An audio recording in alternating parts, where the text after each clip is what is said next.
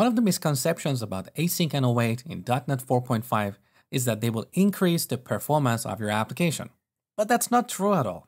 So let me quickly explain how async works and when and if you will benefit from it. In web applications, when we receive a request, runtime allocates a thread to handle that request. Now, when it comes to I/O-bound operations, like accessing a database or a file, or network-bound operations, like calling a remote service, there is always a delay. For example, in the case of accessing a database, this thread has to wait until the database executes the query and returns the result.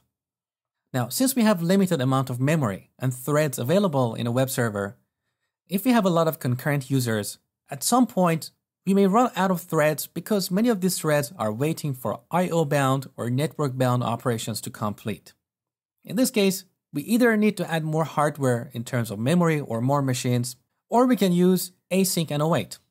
This is something I've covered in my C# Advanced course, so I'm not going to go into details because I don't want to waste other people's time who are already familiar with this concept. Now, when we use async, our thread will no longer wait for the database to return the result. It will be released so it can serve other requests. So this does not improve the performance of our application because it does not reduce the average response time. We still have to wait for the database to return the result.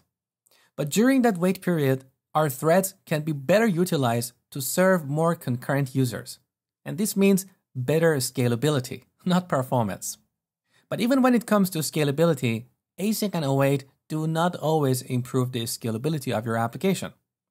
Look at this diagram. Imagine this is a pipe. We pour water from the top and it comes from the bottom. Now imagine on the top, we have a bunch of HTTP requests coming to our web server. So near the top, we've got IIS, and near the bottom, we've got our database server. When we use async and await, it's like we are opening up the top of this pipe a little bit, so we can pour more water or more requests. Now our pipe looks like a funnel, but look at the bottom. It's still the same size.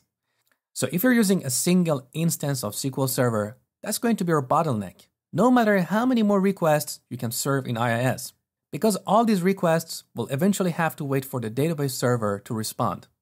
On the other side, if you use a SQL cluster or a NoSQL database like Mongo or Raven, which is designed for scalability, or SQL Azure, that's a different story. The bottom of the pipe will also expand, and that's when you have true scalability. So async and await do not improve the performance of your application. They can only improve the scalability given that you are not using a single instance of SQL Server.